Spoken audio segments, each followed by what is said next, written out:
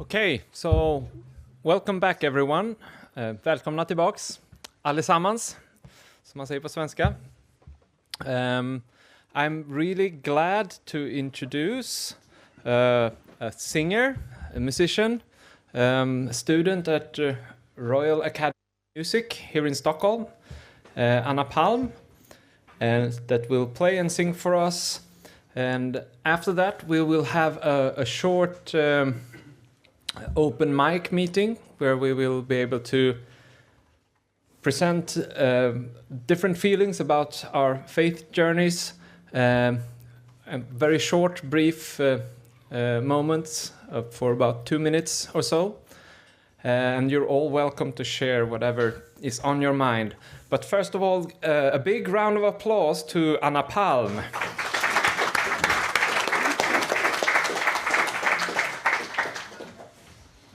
Thank you, Victor. Thank you very much.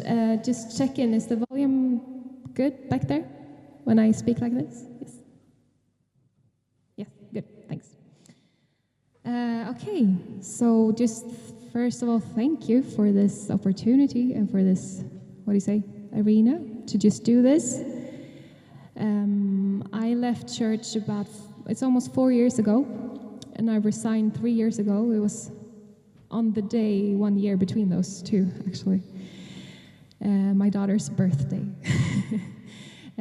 So in November I stopped going, and November next year I resigned. And I'm a musician. I sing, I do different things, and my process out of the church, it wasn't that much of the historical issues for me, because my dad is the master apologetic, so I kind of grew up with all of those things and all the explanations, and like it was not a big concern for me then, but it was my psychological process, and I was like, if this is the only true church, I should be happier. Like, they teach me that this is the only way to true happiness, and I'm not happy.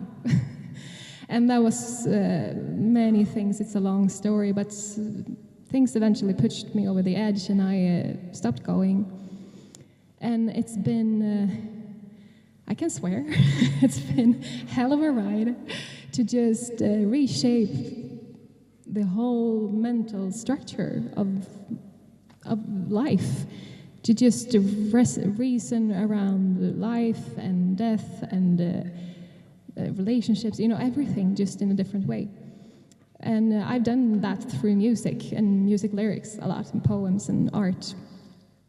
So I just collected 3 songs that I'm gonna perform for you. And I'm not gonna, I can write pages and pages about my thoughts about every song, but I'm gonna let you have your own experience of them. So, first is a poem by an American poet called E.E. Cummings, and that poem was set to music by a Swedish jazz pianist who's called Elisa Einarsdotter. So it's kind of nice, actually, to have the American and Swedish come together like that, like we're doing here. So, here is My Heart, it's called.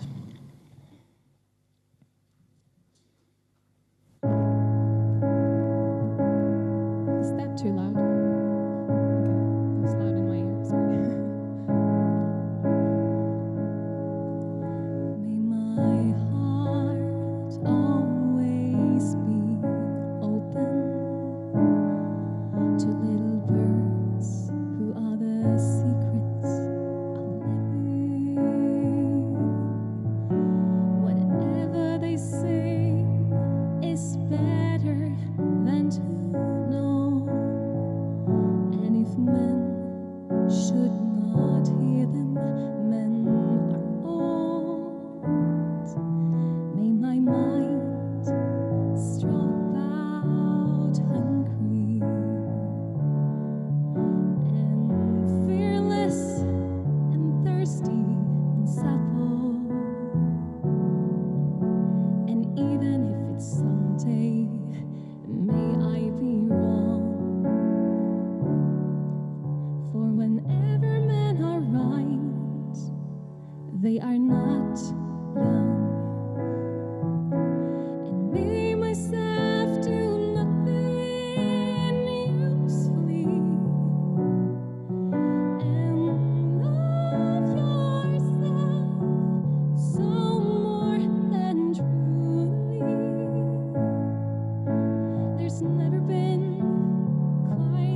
fool who could fail, pulling all the sky over him with one smile.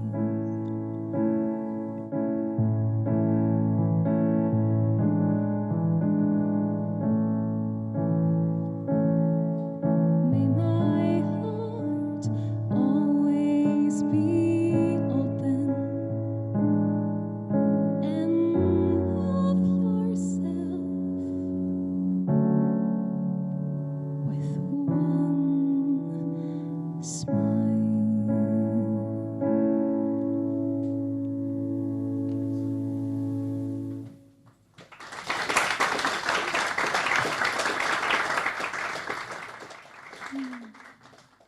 Thank you, thank you.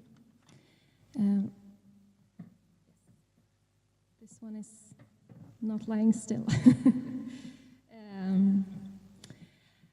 Okay, thank you. Next song is from a American artist. I don't know how to pronounce her name. I think it's Sarah Bareilles, I think. And she's written a really nice lyrics, I think, it's really about a destructive relationship. And to me, this is me and like I'm singing to church. All that. Is everything okay? Yeah, okay. I'm singing this to church, and you know all that, hela det sammanhanget. What do you say? Context. All that context. Yeah, yeah. You get a point. Okay.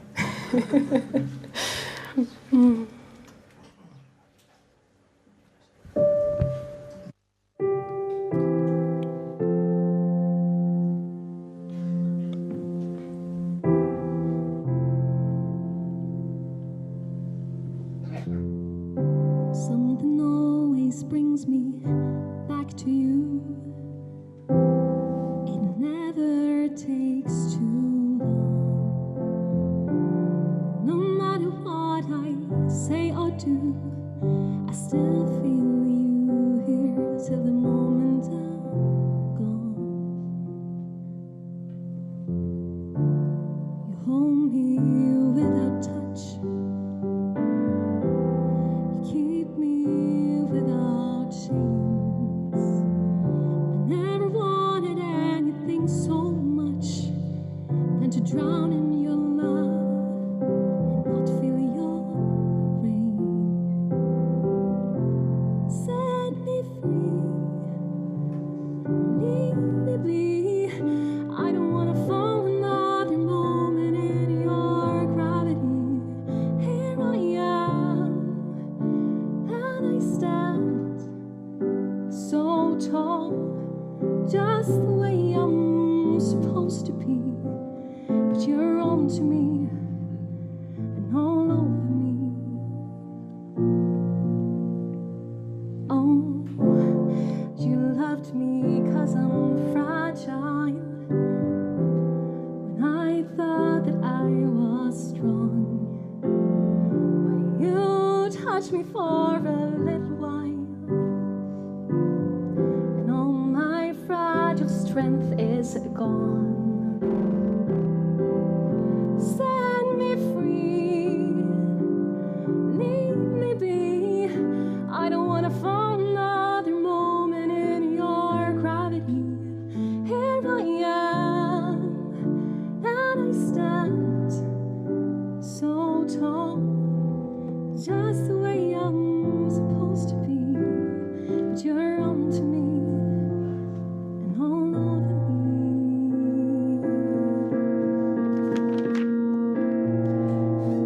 I live here on my knees as I try to make you see that you're everything I think I need here on the ground.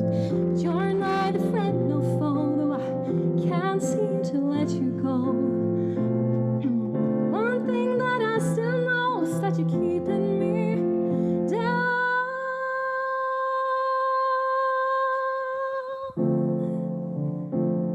Oh, oh, oh.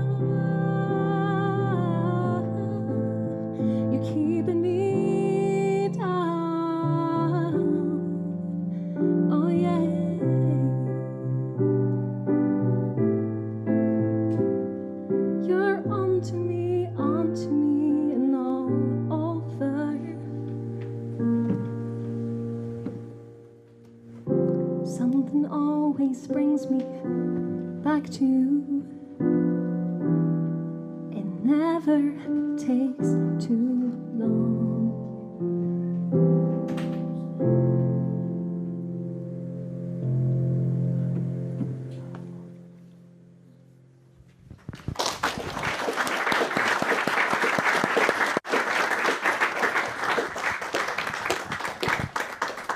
Thank you. Thank you. Yeah. It's like this setting, like all of this is just, it's a lot of emotions. Just thank you everyone for showing up and doing this together. It's really beautiful actually. Like all of this, you've lost so much when you've done this, that we've done. We've left so much, but here we have something together. That's beautiful. Next song is actually in Swedish. Shall I hold this for you? Maybe? Sure. Yeah. Okay. Like, oh, that's better. Maybe. Yeah, this is a song with the Swedish lyrics, and it's for one of my favorite Swedish bands, Bo Kaspers Orkester. Yeah, we like him. And he's written a fantastic poem. And I tried to translate it for those of you not knowing Swedish. And I'm going to read it to you. So, this is what it says. They want to teach you how to grovel. They want to teach you how to march, to stand at attention, and to line up and applaud. They want to teach you for the sake of the good, just agree. They want to teach you how the winds change, and for the sake of the good, just walk the straight line. They want to teach you how to lie whenever things get tough. Teach you how to bow and scrape for some idiot. I want to teach you how to dance, if we ever get to that. If I get a say in it, I will have you dancing on my grave. They want to teach you how to doubt whatever you believe and to be afraid of your sister or your brother. I want to teach you how to dance, if we ever get to that. If I get a say in it, I will have you dancing on my grave. So this is for my daughter. Yeah.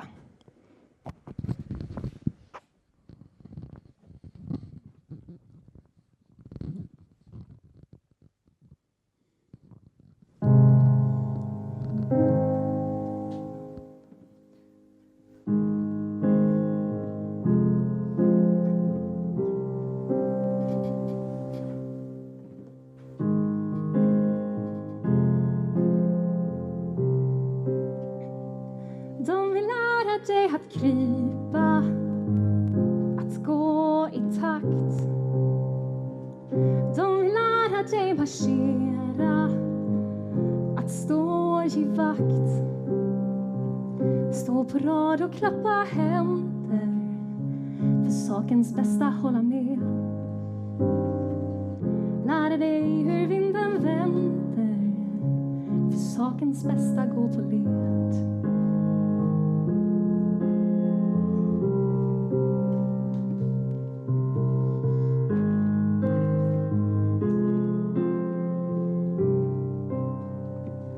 De vill lära dig att ljuga när det tar emot. Lära dig bocka och att buga för någon idiot. Jag vill lära dig att dansa om det någon gång blir av. Om jag får något att säga till om, då ska du dansa på min grav.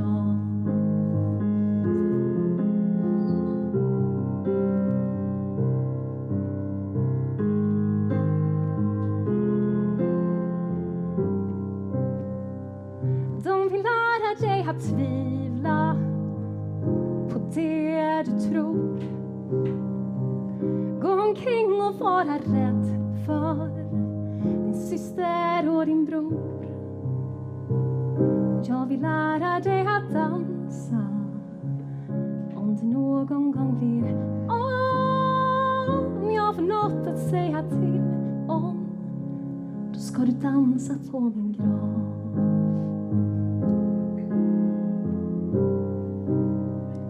Då ska du dansa på min grav.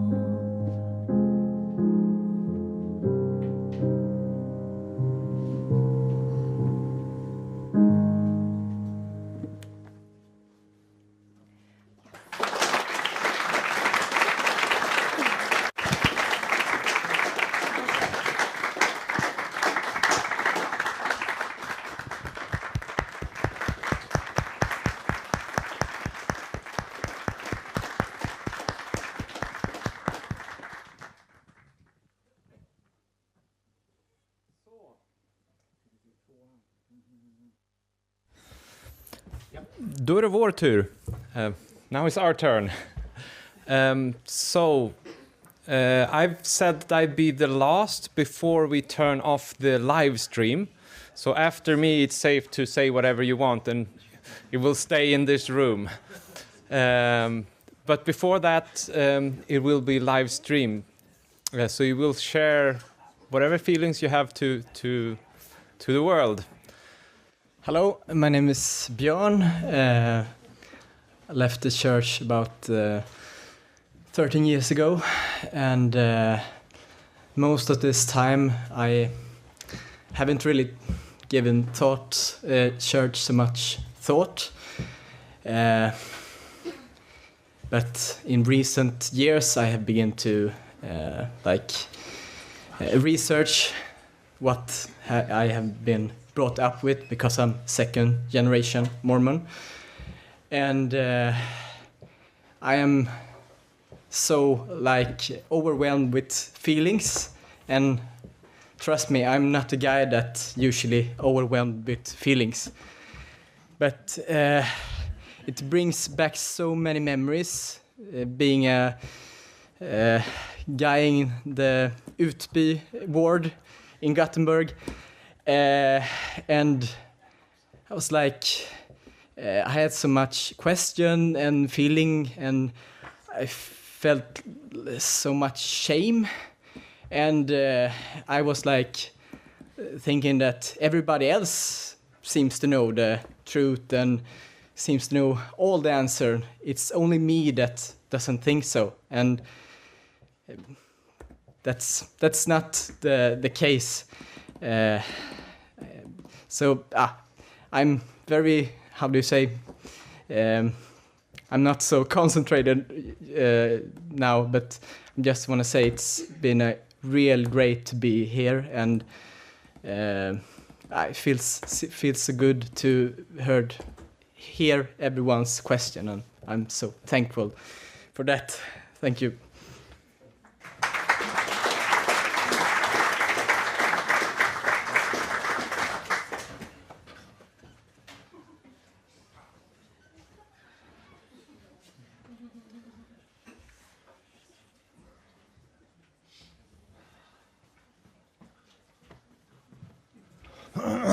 Hi, my name is Johan Andersen.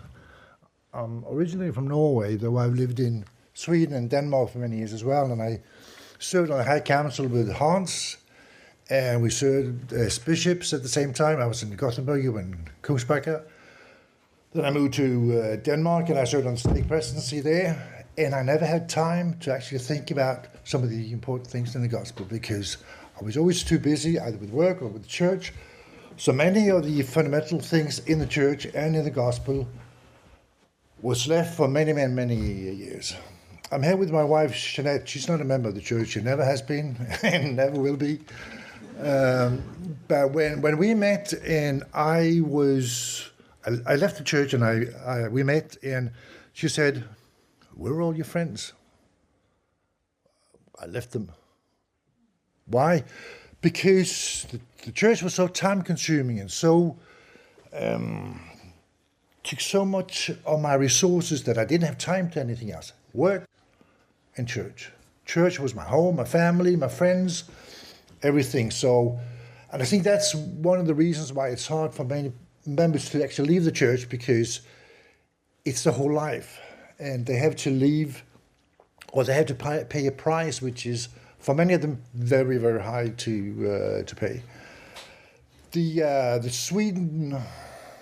Swedish Rescue is very much based on, close my crutches, very much, again, and I get used to them, based on questions about historical facts in the church, the Book of Mormon, the Book of Abraham, and other things. To me, those things come second. There are other things that are more important. I think you wrote the CES letter, which I think is absolutely fantastic. If you haven't read it, read it, because it touches on some of the things that Swedish Rescue does as well, about the historical facts with polygamy and things, but also other very important, to me even more important, spiritual things. Revelation, priesthood, Jesus Christ. I'm not so much hooked on the way that the church addresses facts and historical facts. I'm more interested in the way the church treats people and questions. We always, from I was this little, I was told to ask questions, but they had to be the right questions, not the questions that the church doesn't want. And it's always been like that. Sometimes I get answers, sometimes I don't get answers. But as I grew older and presided like in a ward, and I was a bishop, and I was sitting there with maybe a young man who was homosexual or had homosexual feelings, it was way too easy, like the church did. It's a sin. It's unnatural. The church is life is supposed to be based on families. And I could sit there, talk with a person who was outraged, so sad, so unhappy. He wanted to kill himself, and the only thing you got from the church is it's a sin. You can't do that. There's a Swedish film, I think it's called Så som i himlen. If you haven't seen it, it's about a famous choir conductor, goes out to the world, comes back again to his little Swedish community, starts conducting a very small choir, and it's all about attitudes and feelings and hypocrisy. One of the members of the choir she's married to the local priest, and there's a dialogue between those two, which I think is one of the most beautiful things ever in a movie, where he's a hypocritical man. So when he's on his own, he reads porn, and he sort of lives his own life. And him and his wife has an argument, and he says to her, well, let's hope God will forgive you. And she says, God doesn't forgive. Why? Because he doesn't condemn. And I think that's the kind of attitude we need in the church, and need to have as human beings, both members and non-members. And I'd like to close by saying, if I got all the answers, like if the Swedish Rescue, if the church came out with all the good answers for me, and I was nod, and I would say, yes, I accept that, yes, I accept that, yes, I accept that, would I go back to the church? No. Why would I go back to the church? Because it's based on a lie. To me, it's like I said to someone else, if I have a car and it is black, and I repaint the car red, it will always be black underneath. And to me, it's the same thing with the church. I think it's great that the church changes, women priests, yes, a greater or better attitude towards all the things that are happening in the world. But would I go back to the church? No. I'm happy. I found the truth. I found someone I love. I still have so many questions to ask, but I ask fewer and fewer questions because I'm so happy with the life I have. So thanks for this event. I think it's great. I know so many of you from my many, many years in the church, and I know some of your parents as well. And I hope we'll have 2 great days together. Thank you.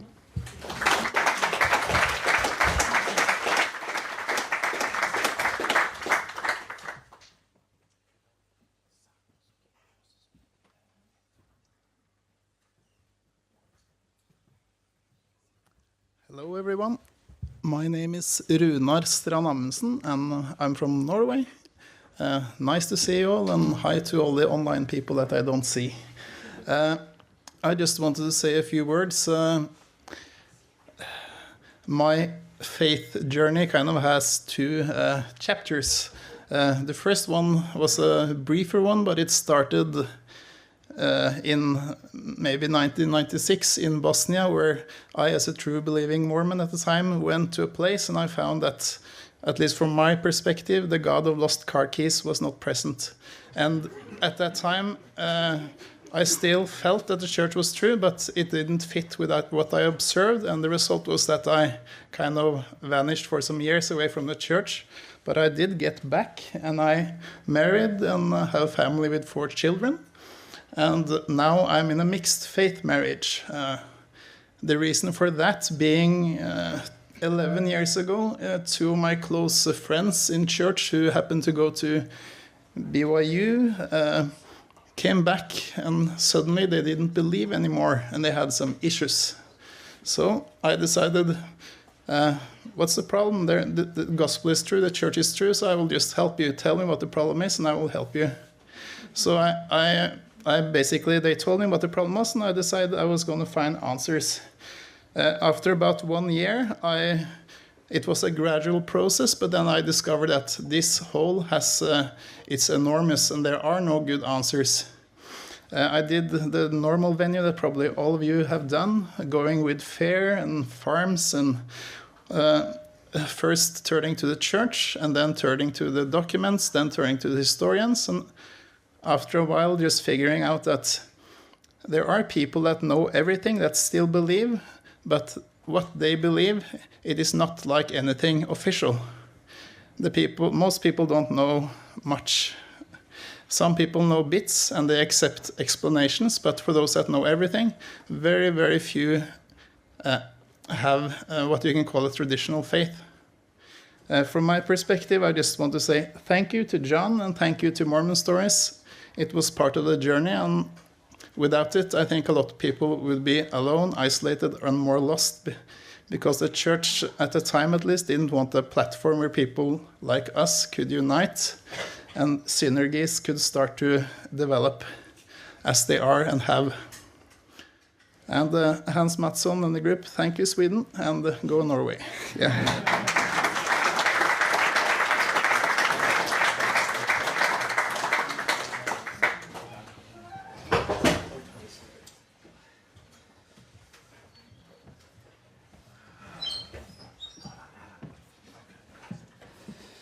Hello, my name is Ryan Garrison, and as you hear, I don't have as much of a Swedish accent, though I have a little bit of one.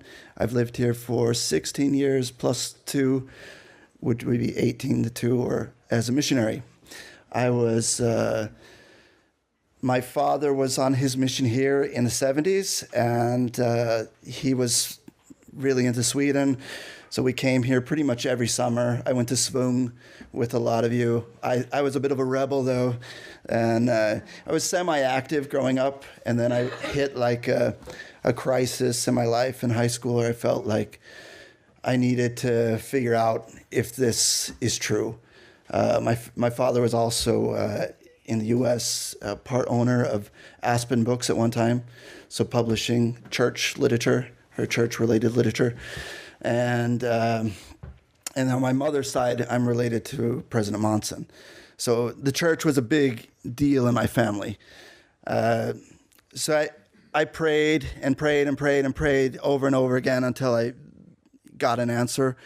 Or at least I believed I got an answer. I also had very tripped out dreams that felt like I was on drugs, but it was an intense period of my life. I went on my mission, but prior to going on my mission, I had a friend of mine that was Christian take up all of these issues that we've all talked about, a lot of the issues that you've wrote about. And I was like, no, that can't be true. That's anti-Mormon. No way. And so I went to my mother and I told her all of these issues. I went to my bishop, told him all of these issues, and they actually confirmed to me, this was in the 90s, this is anti-Mormon literature. It's not true. And I said, okay, I'm good. So I went on my mission. I came here to Sweden. I served in Stockholm inner city and Jönköping and Sundsvall and Örebro, pretty much 6 months in each place. And I had a great time on my mission. I really dedicated myself. During my mission, my father had a mental breakdown. A lot of you probably know about it because it hit the news in Sweden, because my dad, with his mental breakdown, came to Sweden and thought for some reason that he was in the CIA, and he got arrested at Säpo. It was in the newspapers here. Some of you might remember it. I was serving here as a missionary at the time when it happened. I was quite, new. So they actually asked me if I wanted to be transferred missions because my father was now imprisoned here in Sweden. I bought that whole second harvest thing like hook, line, and sinker. I was just waiting for the day that all the Swedes were going to start just flooding into the church. I said, I can't leave. God called me here. I have to serve the Lord. And I even though my grandmother died, my uncle died, and my dad was now in prison, I was like, I'm staying on my mission. And I did. I served all the way through and ended up marrying one of the girls that I baptized, and we lived in Arizona for a couple of years, and then we came back here. We later divorced. I'm remarried now, but along that way came this book, Rough Stone Rolling, and I was interested in reading it. I had a lot of concerns. I don't have the time to go into all of that, but once I read that book, I was like, all this stuff that my mom and Bishop told me was lies is true. And it hit me so hard. I felt like I had been lied to the whole time. I gave 2 years of my life. I left so much college scholarships, and I had a rock band, and I was signing with that. And I left a lot of things. And I was just like, wait, and now I live in Sweden. I'm away from my family, and I gave all of this for what? And I mean, it just hit me like crazy. So I live up in Dalarna. I've been there for a long time now, and I felt quite alone because I didn't know who to talk to about this. I tried to talk to people, so I made a new life. I really did, and I didn't tell anyone I had ever been Mormon. I kept it a secret. I made up weird stories about I was only here because I had been, I'd been to Sweden a lot as a child, which was true. So I wasn't lying. I just left out the whole Mormon thing. But then my friend, who I know from a child, Adam, he told me about this group and about John's podcast, and after being like living in denial of my heritage, I finally was like, wow, there's other people. It was very emotional. And so I just thank you all for that. That's my testimony. Amen.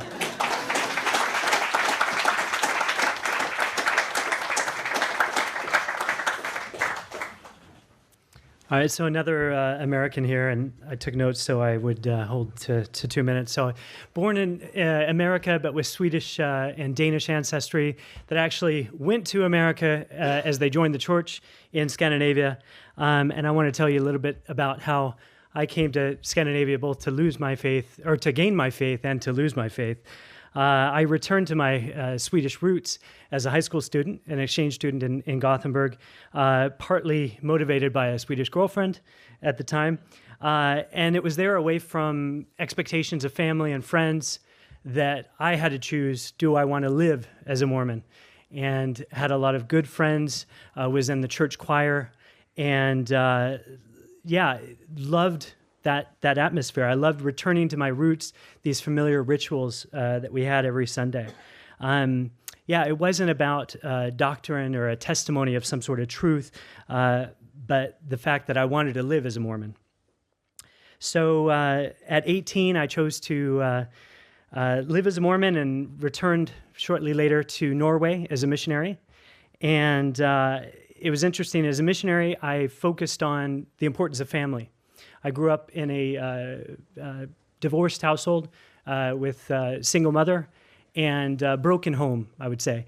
And so I really felt for children that were experiencing the same, and loved hosting or putting on family home evenings for children like that. and felt a lot of warmth in the church and being able to provide an experience like that. So just before the end of my mission, I had a providential experience where I believe it's the current prophet, Russell M. Nelson. Is that right? Yeah, okay. Just after a while, you kind of lose track. But anyways, he made a surprise visit to Trondheim, Norway, which is in the middle of nowhere, first of all. And he gave a 1-hour meeting to the 10 missionaries that were there.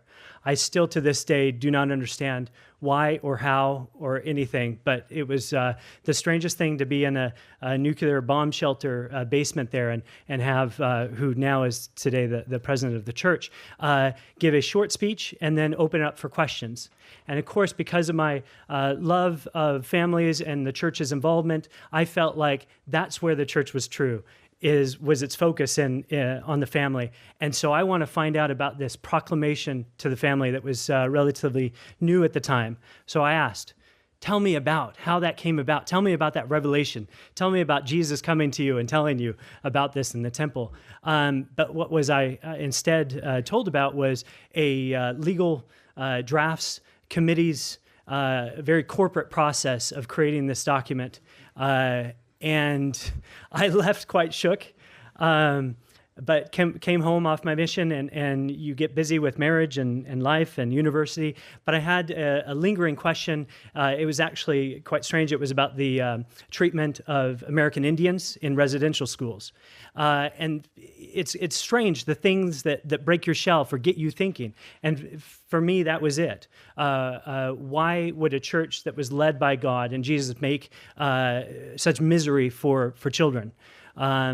And I had some extra time at the beginning of one of my terms at the University of Copenhagen and started researching in depth. And at the end of that 2-hour session of researching, it was like I was born again. I realized this is not a church of God. They're not talking to Jesus, and it's not true. And I came home to my wife and I boldly proclaimed, the church isn't true. And you can imagine how that went down. But now I've moved back to Scandinavia, living in Norway. I've become a humanist. And I love having a home and a forum for my beliefs, my thoughts. I'm a course leader for young adults going to confirmation when they're 15. Instead of a church confirmation, they can do this as a humanist. So very proud about that. And even though I don't believe in an afterlife, I like to believe that my Scandinavian ancestors are applauding my return back to their homeland and for following my faith wherever it takes me.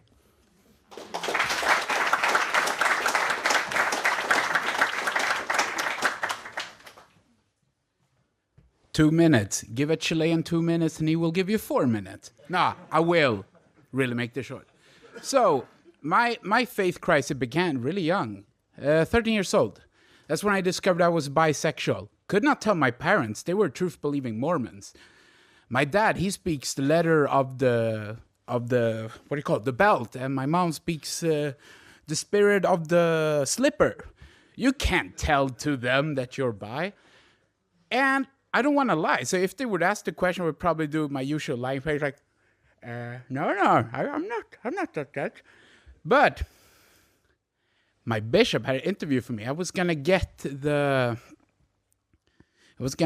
become, I think it was gonna be given the priesthood or something. I can't remember quite. But I said straight away, like, are you involved in a sin? I'm like, yeah, actually one. I like a guy in my class and we have an intimate relation. Oh, sorry. Can't do nothing, but I can give you a blessing and pray it away from you. I'm like, what? Are you going to kill my friend? No, I understand what you're meaning exactly. You want me to stop? But why? I have no problem with it. I don't feel it's a sin.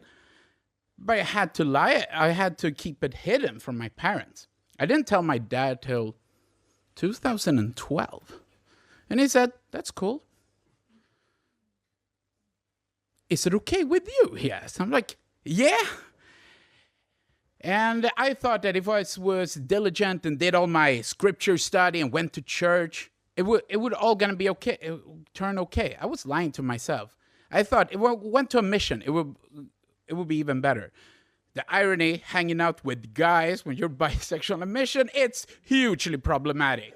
And especially when I think the mission is like the movie The Wolf of Wall Street, but without the swear words, nudity, and the cocaine. It's a pump and dump scheme. And I had difficulties with my mission because I lied. And there my conversion even towards going out from church became even better. Knocking on a door, I talk to a young person and I say, I promise you, the message I bring to you will give you happiness. I have a message to you that will bring you happiness. He comes back with a book.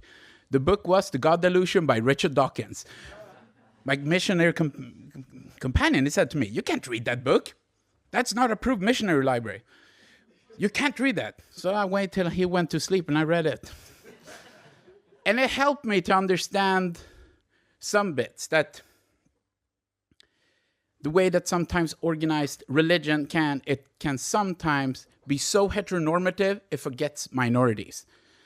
And when I came back from my mission, I started slowly doing my journey to get out of church, not feeling shame for being bisexual, not feeling ashamed for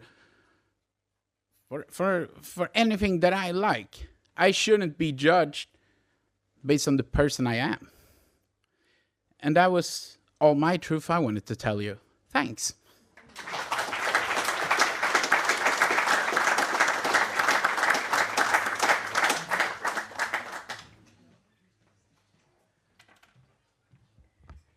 Time to represent the sisters in the room again, I think. Okay, so I think I am a person that always, the things I do wholeheartedly, and I always get into things with both feet. Some people would call me impulsive. I like to think of myself as spontaneous. You know, it can be either. But when I was 19, I met the missionaries. I was working as an au pair, a nanny in Dublin. And they knocked on my door and they had their mission miracle. And I was the first one for a year for both of them who actually joined the church. So that was a big deal to them and to my family, who very much did not like me to become a Mormon. But I had to do it because I just felt I needed to do it. I came back to Sweden and I came to Örebro and I met Ryan, who was there as a missionary. This is so cool. And anyway, I started helping the missionaries, and I really wanted to convert everyone, including my family. But I didn't have much luck there. So I started getting into genealogy because I felt like if I can't convert my living family, at least I can help convert my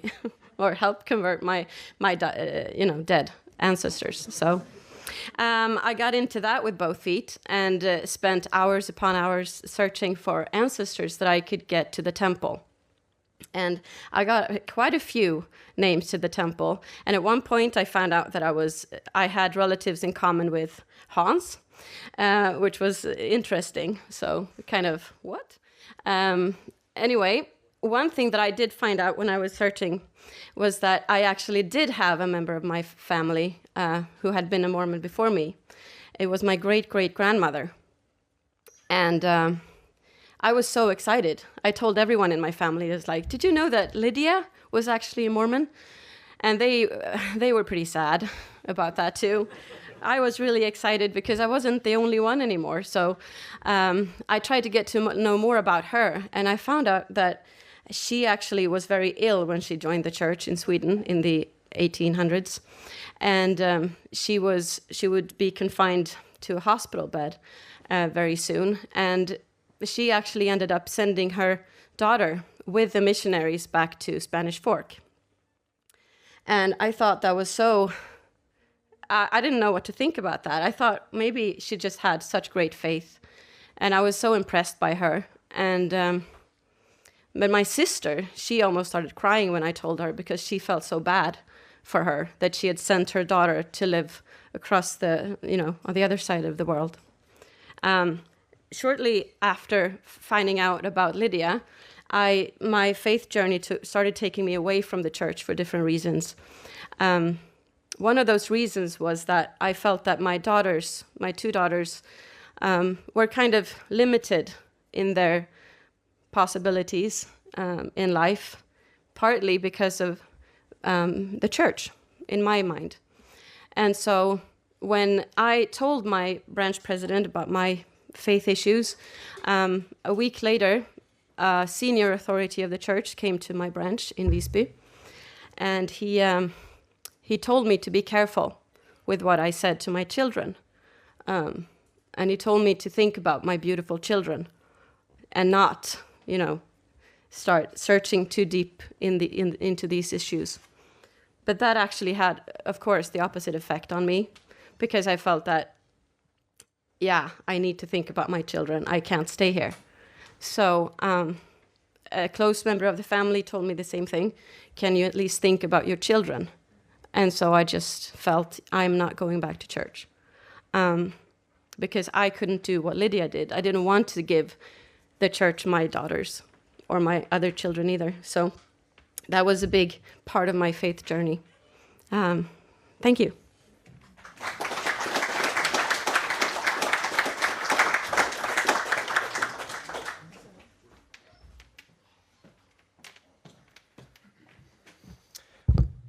My name is Adam Keen, the one who introduced Ryan to Mormon stories. I am born and raised third generation Mormon. And my story is basically that I've had an issue with the church ever since I can remember, which did not go well with my extremely true believing Mormon family, especially my mother. In my teenage years, I was about 14, and I went to my mom, and I told her about that I did not want to go to church anymore. This did not go well. She got so upset that she basically left for the entire weekend. And at that moment, I basically decided that I was going to create a different personality, that I was going to be the best Mormon I could be outside. The conflict inside, though, basically tore me apart. I've always had an issue with a lot of the questions in church. A lot of it has not been... I try to look at things logically, and it never really worked out, and it never really gathered, it never really made sense to me. That sex before marriage was the same kind of sin as murder. I mean, having that kind of, in your teens, being taught that those two are the same kind of screws with your mind. And especially when you have to go to the bishop. My parents caught me watching porn, and so I had to go to the bishop. And then, of course, I get all these very detailed questions of what did you do, how did you feel, what did you, all these detailed questions. This unfortunately did not go well with my psyche, which I've had a lot of issues with, even in my adult life. I've dealt with a lot of depression because of these issues. The thing, I left the church 17 years ago. My real faith journey, I guess, really started when I was about 25, 26, though, when I started learning about the non-transparency of the history of the church, I guess. And I went about it all wrong. I went to my older sister, and I was like, how can you believe this, and this, and this, and this, and this? And my sister, she is an amazing, loving person. She is the most amazing person ever. And she was just like, whoa, wait, what? And she's like, I don't have the answers. I don't. And I just kept on pushing. I was really, really aggressive. And after a few months, I had to really ponder about myself and what this really meant to me. And is this issue really more important than having a relationship with my family? And so I apologized to her. And so today, my family and we have gotten to the point where I think we are as close as we have ever been, which is amazing. And I have to give them props for giving me the chance of redeeming myself out of that aggression, because I did wrong out of not respecting them and their belief, even though we have different views, because they've really respected mine.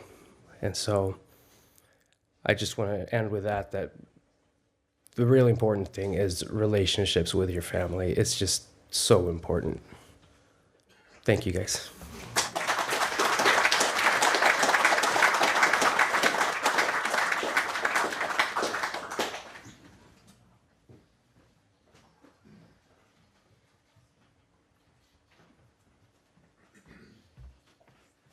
I decided to say something after all.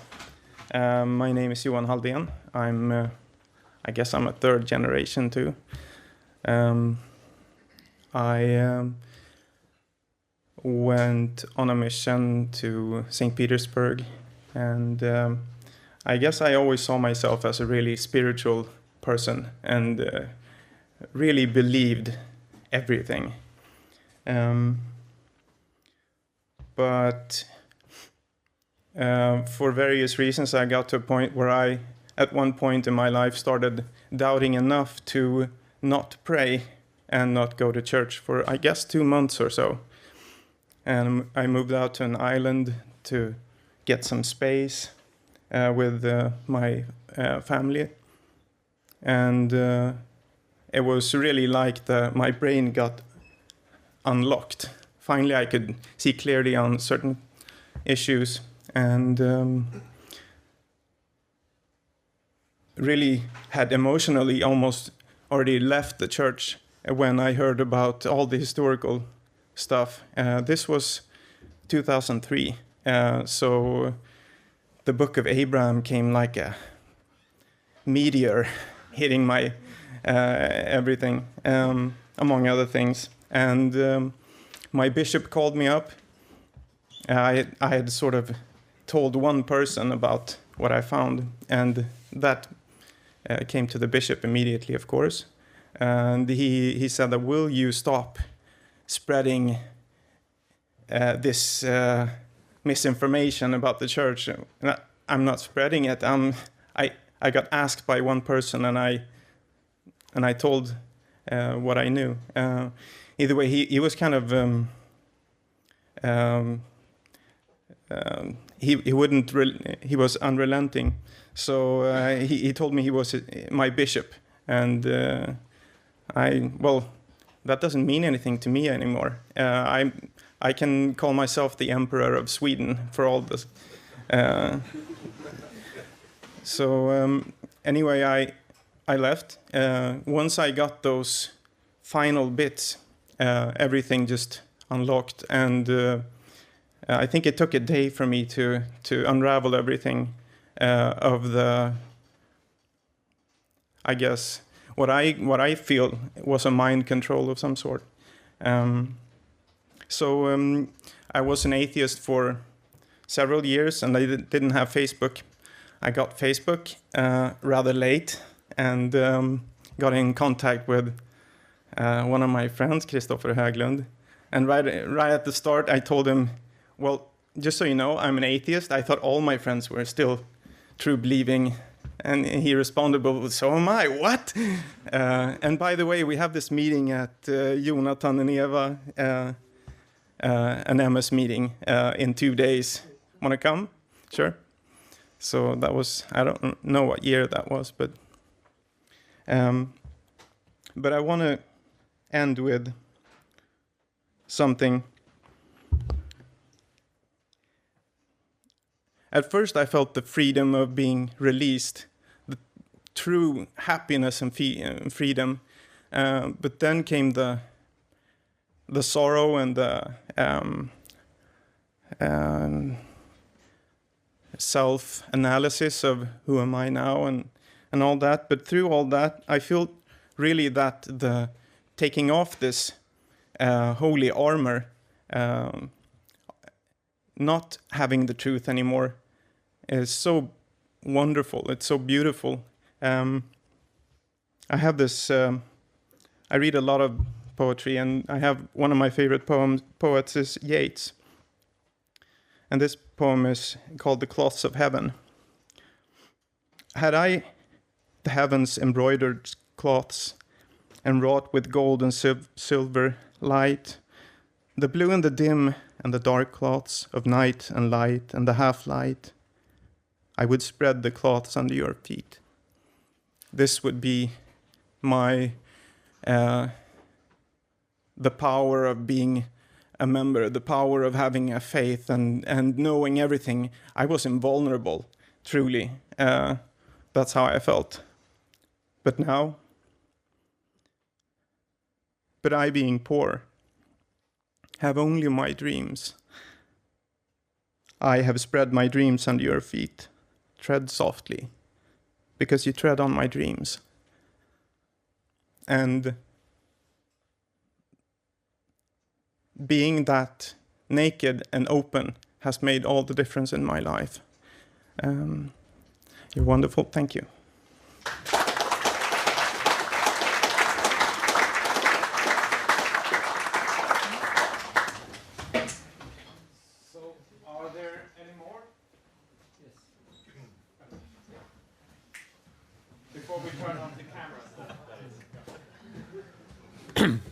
This came surprising to some of my friends. But you know how that spirit works. Your heart starts to pump. And that is exactly how I feel right now. Isn't that funny? I'm a fifth generation Mormon, which isn't very common in Norway. Most would immigrate to the States during that time. I don't think my ancestors had a good reason to do that because they were wealthy. And I come from strong family, which I love more than words can express. They have taken my journey, or they use the words and they say, Christopher, you've brought us with you on your journey. And so I just cannot applaud them enough for being willing to explore and accept and listen. It's quite amazing. I just want to be very brief. I'm going to try. I believe my journey started about 5 or 6 years ago on a unconscious level. I think there were many things that I didn't appreciate about our culture, but they became shelf items.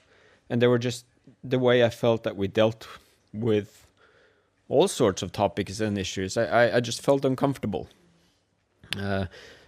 Someone on Mormon Stories said that it felt kind of like having a shirt that is too small to carry that on. And then me and my family, and I know that what I'm going to say now can be used against me, but I can't control what people out there in the audience may think. This is my story, and I'm sticking to it. We moved up north to Hammerfest in Norway for 2 years. And that's where my journey became very conscious. It began very spiritual. I made a journal entry at the beginning of our stay up there where I said things to myself like, finally, the busyness of life is gone. The busyness of church callings is gone. It's much lower pace here. Finally, I can connect with God. I can find God in my life and I can connect. I've been practicing my beliefs. I've been serving in my callings. I've been having my friends and networks, but I felt disconnected to God. And believe you me, I did everything I could connect to him in the Mormon frame. And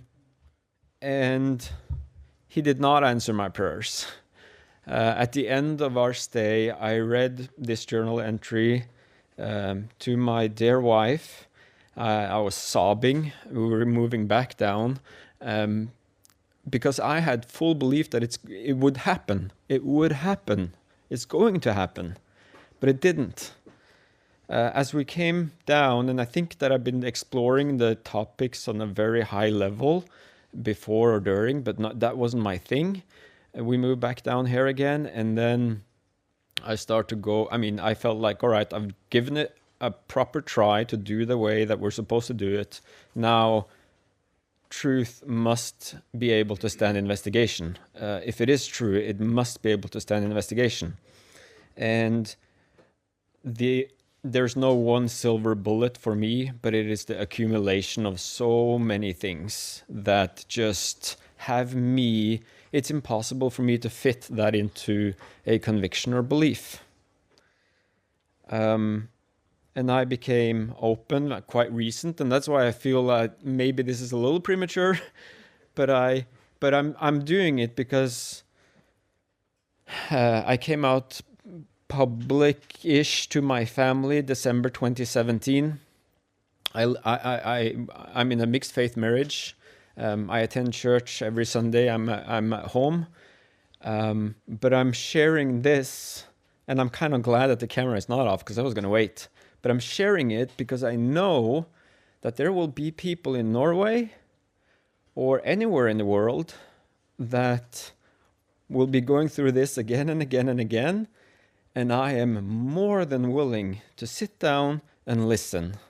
I'm not going to tell you what to do, but I will listen.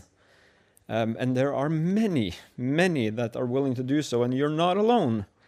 And that's me wanting to carry your burden with you. And thanks.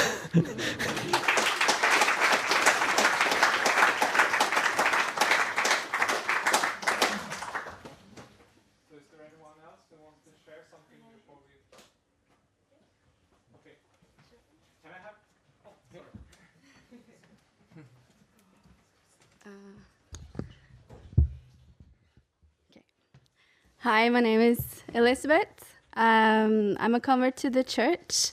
I've been a member for 8 years. 1 month ago, I resigned using Quit Mormon. And one thing, I really enjoyed church for the first few years. I did everything. I learned everything, went through the temple, got a testimony of everything, basically. And it was exciting and it was new. Then after some time, I started to feel that I changed in my thoughts, in my thinking, and it was like us versus them. I didn't like the way I became as a person, and I felt kind of mind controlled. And I started looking up mind control, and I found the BITE model from Steve Hassan, I think, and I also didn't feel like there was a lot of Jesus in the church, the biblical Jesus in the church. And so that's how it started for me. And then I started to hear about a second anointing and the polyandry and all of that. And I thought the church was a place where people were honest. I think the members are honest, but the leaders are not honest. And I think it's quite, it's not a place that's good to be if you can't be yourself and you can't share your feelings and questions and you'll be shamed. And I also really don't like the treatment of people who question or the treatment of youth. I didn't know people got interviewed. I became a member quite late in my life, and so recently, like in the last year, I found out about the youth interviews, and just to have the word worthy placed on you, it's very damaging because you are worthy for who you are regardless. And so I think the last straw for me was the Sam Young case, and I'm still following it. And It's just, I still believe in Christ. I do, very much.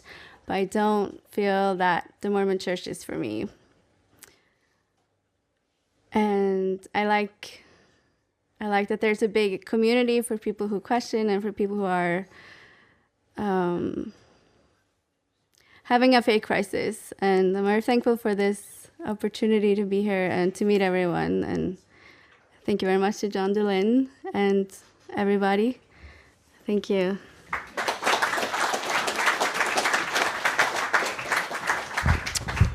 Actually, we need to be out of this venue in 7 minutes.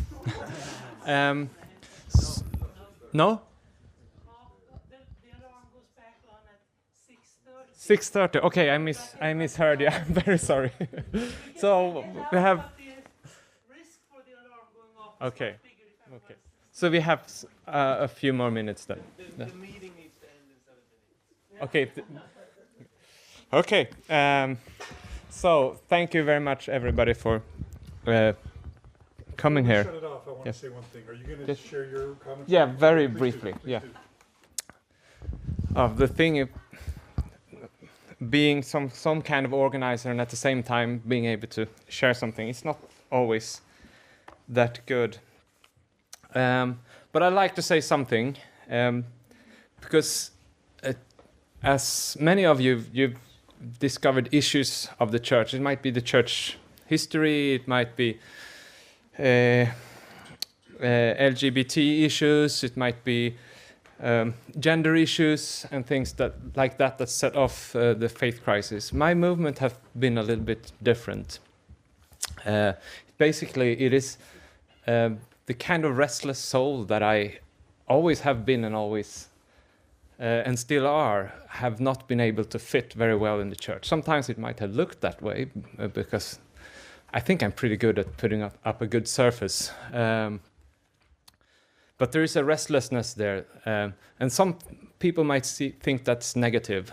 For me, it's the very life force that I live by. It's the energy that makes me happy to be able to move constantly. And that's very difficult to do when you're in a system where it's important to be able to say, I know. I usually say to my students at university when I teach that I know is the worst attitude you can have when you're supposed to learn something, because you're closing yourself. I mean, I can talk about issues, but that single thing is pretty much the biggest drive for me to finally say that, well, I need to move beyond. It's not so much about leaving or giving up, but for me it's to move beyond, to be able to let go of this practice of saying, I know, and instead just live the question or live in questioning constantly.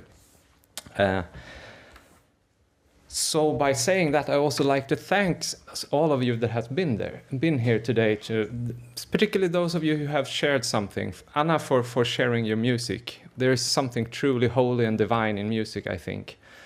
And if there is spirit, it doesn't need to be that sort of metaphysical ghost that we're looking for sometimes. It might be just those extremely strong passions that we can feel in connected to art and literature and music. So thank you. And I'll leave a minute for John. Thank you all for coming here, and thank you all who have traveled so far for coming here. Thank you. Victor.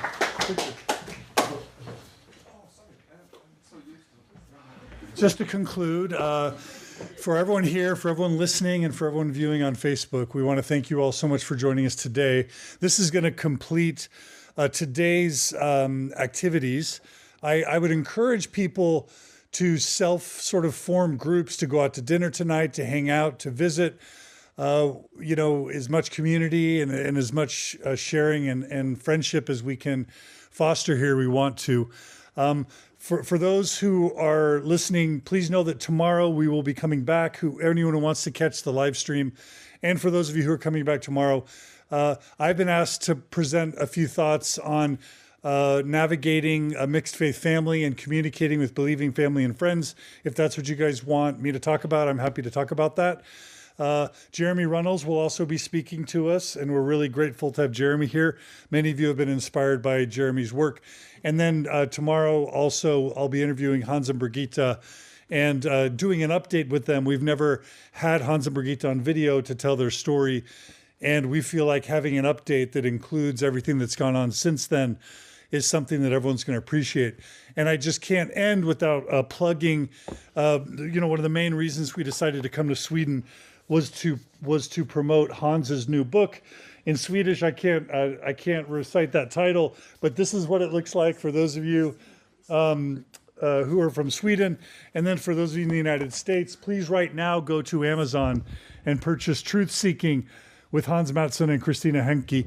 And this is a really important book. We have copies out in the lobby. If any of you want to purchase this, share it with friends and family. Make a positive review on Amazon because the more people who learn about truth seeking and about the story of the Mattssons, I think the better off we'll all be. So I just wanted to make sure and make a quick plug for that. I want to thank Victor and Christopher and everyone who has helped today, who's helped make this possible, our wonderful panelists, all of you for attending, everyone who's joining us on the internet. This has been so wonderful. We're only halfway done, but this has been so wonderful. So heartfelt thanks from all of us. Let's enjoy tonight, and we'll start here tomorrow afternoon at 1 o'clock. At 1 o'clock, come here at 12.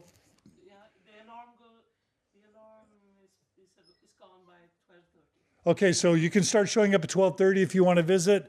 If people want to meet for breakfast and hang out, we can self-organize afterwards. Again, tonight, I wish that I could do interviews before everyone leaves. I would love to do an hour with people from Norway, an hour with people from Denmark, an hour with people from Finland.